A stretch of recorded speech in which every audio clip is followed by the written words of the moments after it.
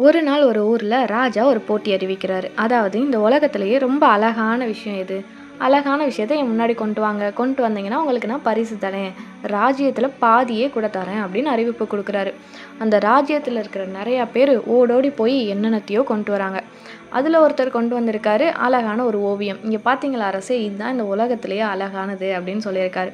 ராஜா ஒரு நிமிஷம் பார்த்துட்டு சொல்றாரு, "இது அழகா தான் இருக்கு. ஆனா இத பார்க்குற எல்லாருக்கும் அழகா இருக்கணும்னு சொல்ல முடியாதுல்ல. ஓவியரோட ரசனை தெரியாதவங்க கூட இது அழகு இல்லன்னு தானே சொல்லுவாங்கன்னு" சொல்லிட்டாரு.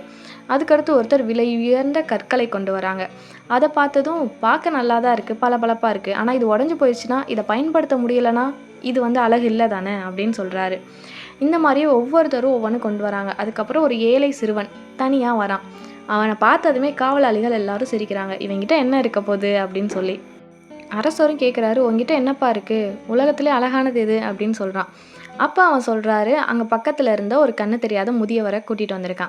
அவர காட்டி, "இவர் இன்னைக்கு காலையில நான் உதவி செய்றப்போ ஒரு சிரிப்பு சிரிச்சாரு. அந்த சிரிப்பு தான் இந்த உலகத்திலேயே அழகானது" அப்படின்னு சொல்றான். மன்னரும் கவனிச்சுட்டே இருக்காரு. அதுக்கப்புறமும் அந்த சிறுவன் சொல்றான், "அழகானது அப்படின்றது பொருள்லயோ, மதிப்புலயோ, காசுலயோ இல்ல. ஒருத்தரோட செயல்ல இருக்கு. நம்மளோட செயல் அழகா இருந்துச்சுன்னா, இந்த உலகத்துல பார்க்குற எல்லாமே அழகா தான் இருக்கும்" அப்படின்னு சொல்றான். ராஜாக்கும் அவன் சொன்னது உணர்ந்துருச்சு. அந்த சிறுவனுக்கு பரிசு குடுத்து அனுப்பி வச்சுட்டாரு.